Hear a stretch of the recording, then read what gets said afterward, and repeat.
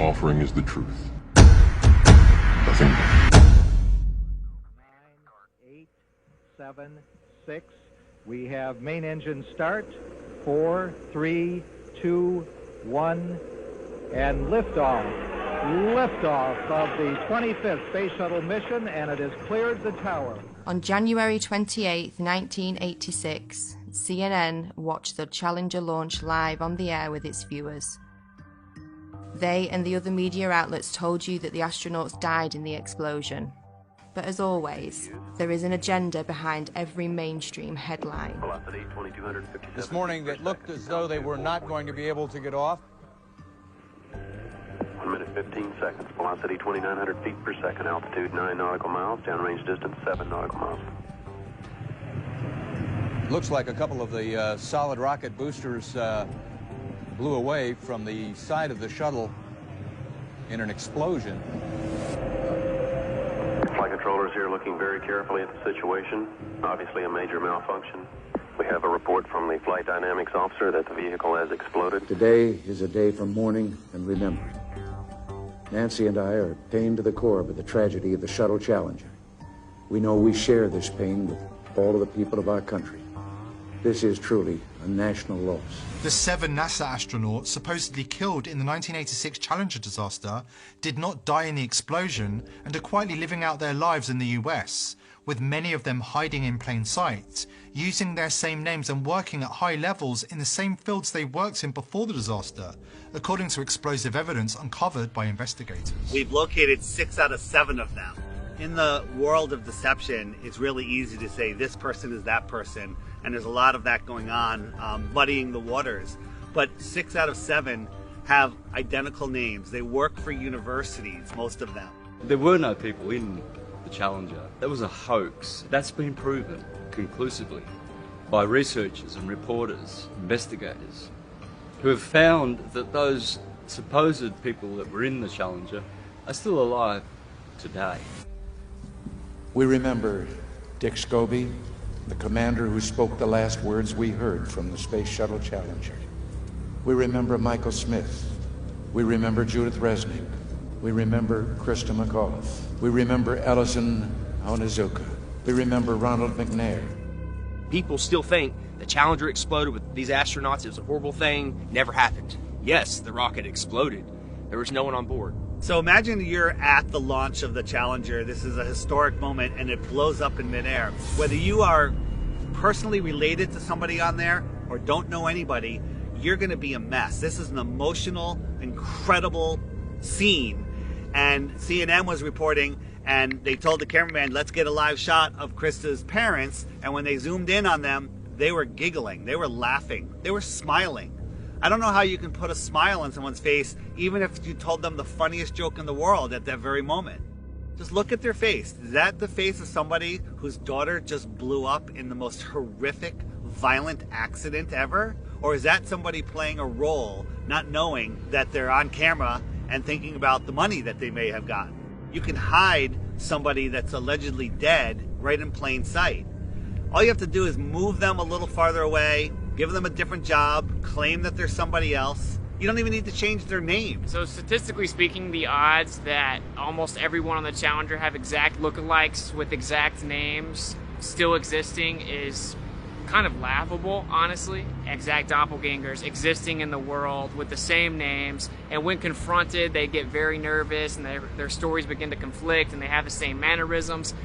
You know, it doesn't take a lot to put it together, honestly. Let's start with former NASA astronaut Michael J. Smith, with the same name as this retired professor from the University of Wisconsin-Madison.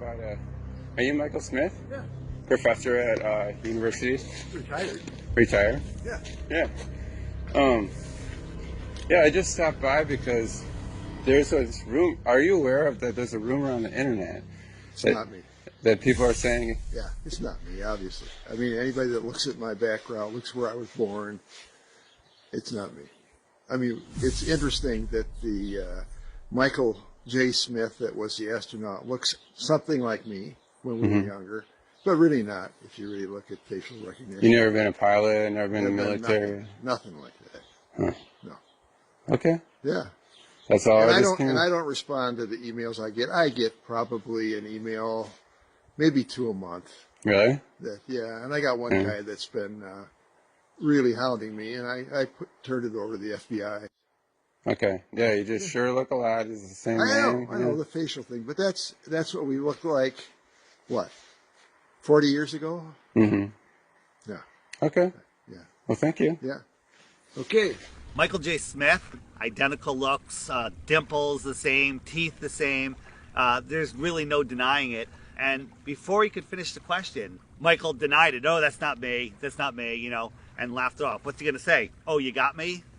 Not going to happen. The driveway footage of Michael J. Smith, that's real. I mean, that can't be a deep fake, you know, so at some point you got to stop trusting liars. We don't hide our space program. We don't keep secrets and cover things up. We do it all up front and in public. Next is former NASA astronaut Judith Resnick with an exact doppelganger working at Yale University. 37 years have passed and she hasn't even changed her name. Side by side, there's no denying it. When she's approached, she has a very odd way of not responding. Hey, Judy? How you doing? I'm from the press. I just had a quick question, if you don't mind. What press? I'm from a radio station in San Bernardino. I know there's a conspiracy about the space shuttle. No, I want to be polite. Friendly, just a question. So there's a lot of rumors about you being on that space shuttle. Obviously, you know, if you want to comment, we would really appreciate it. Kind of odd that Judith is in full panic mode when realizing the press is in her presence. She's no stranger to being in the spotlight. She even made her way into Hollywood for a quick cameo. If the choice is to allow Americans to be taken as hostages or to be executed, I'll bring my own fucking rope. Saddam backed down, and Ambassador Wilson helped thousands get safely home. When he himself came home to the United States, he was warmly greeted by our president, who took him to the Oval Office and introduced him to the War Cabinet as an American hero. Commander Dick Scobie had a company called Cows and Trees, and when you went to his website, there was an animation of a cow taking off like a rocket with a smoke stream coming out of its backside, doing a twisty curl in the air that looked remarkably just like what we saw with the Challenger. And after we started making videos on that and it started going viral, that website disappeared, never to be seen again. And nobody could have predicted back in 1986 that in 30 some odd years from then that there would be something called the internet that would bring all this information to the tip of your fingers, and you'd be able to search through pictures, Facebooks, websites, profiles. Now these people are scared. They're hiding their profiles, they're deleting their websites, they're making their Facebooks private. Onizuka and McNair are always together. They're hanging out at NASA and always talking about themselves. Ellison Onizuka, if you look at clips of him back in 1986 when this happened, he actually spoke like, every other word was, Let me say that it's really a pleasure to be back. If you look at clips of his brother, Claude, now speaking, it's the same exact thing. Every other word is, But Ellison's dream is continued to be carried on. I think we got some... we're very fortunate that I think we're ready to go fly. Thanks for being out here today. His brother just so happens to be the spokesperson for the Challenger tragedy. Why aren't there any pictures of his brother back when this happened? Why didn't his brother speak at the funeral? Use your head. Former Governor Ariyoshi, who has a story about a picture that survived the Challenger disaster. Ellison Onizuka came to see me one day, and he wanted a family photo. And he wanted to take it up on a Challenger, and he's going to bring it back, inscribe it, and autograph it.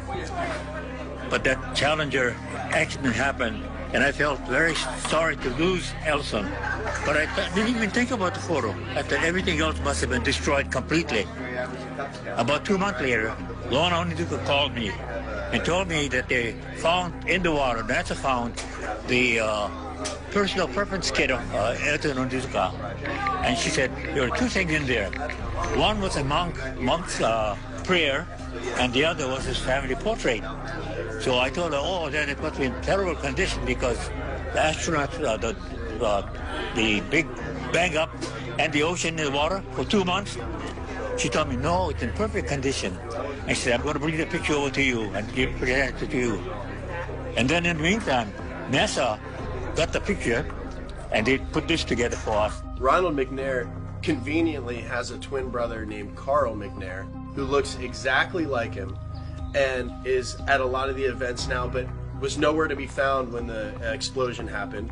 Krista McAuliffe was a fairly new teacher, just 3 years at that school. To get her story planted, all of these people, the parents, the astronauts, everyone involved that you saw, a crisis actor. Hesse was at the Cape in the stands to see Tuesday's launch, a sight that she says still haunts her. Why didn't I leave too?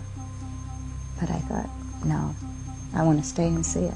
And as she read Mike's invitation for the launch, Ms. Hesse said that she doesn't know if she'll be emotionally ready for a service like that in his hometown. Since I won't be able to see you all in person, let me say thanks for coming and have a great time. And I hope you see a good show.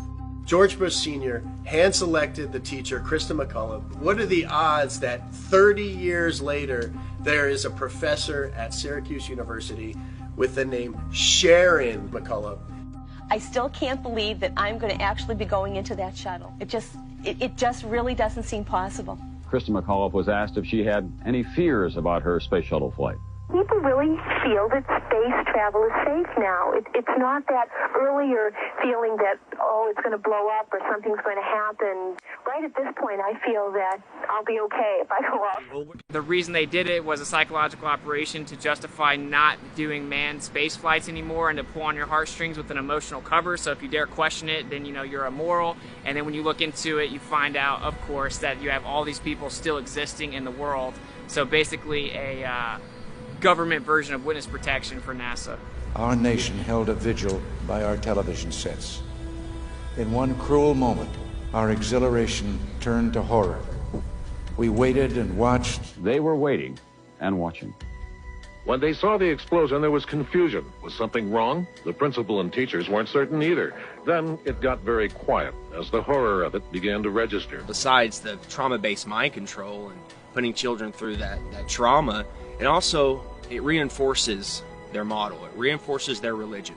Look, all this terrible thing happened. We're trying to go to space. We're trying to explore for science.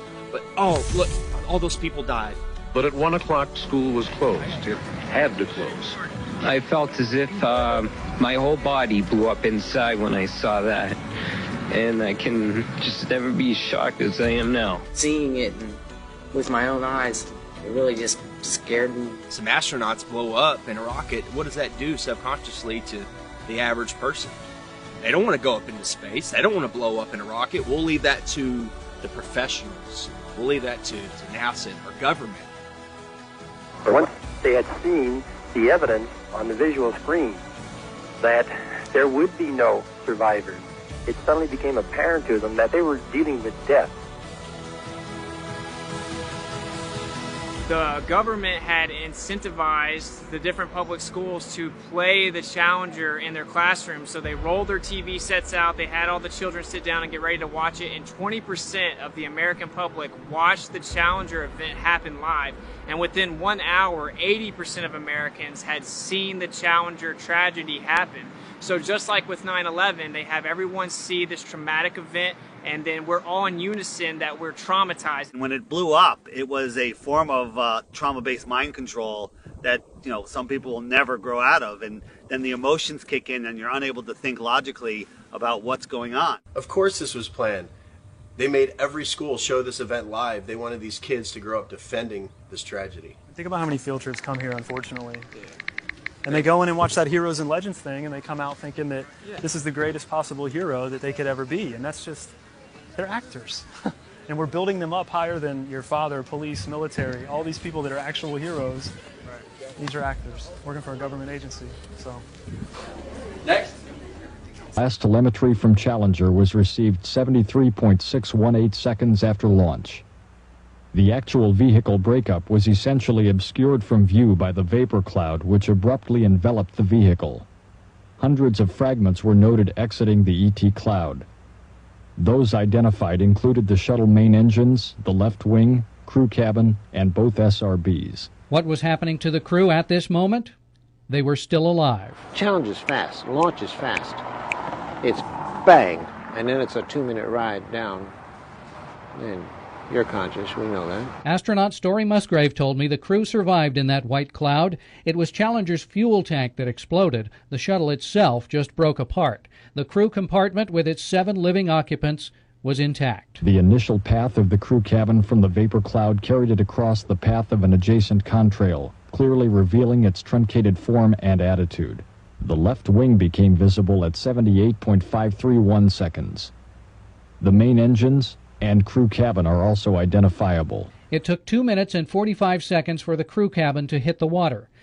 A NASA statement released after the accident reads, "The forces to which the crew were exposed during orbiter breakup were probably not sufficient to cause death or serious injury." At the bottom of the ocean, investigators found that some of the crew's emergency oxygen masks had been turned on.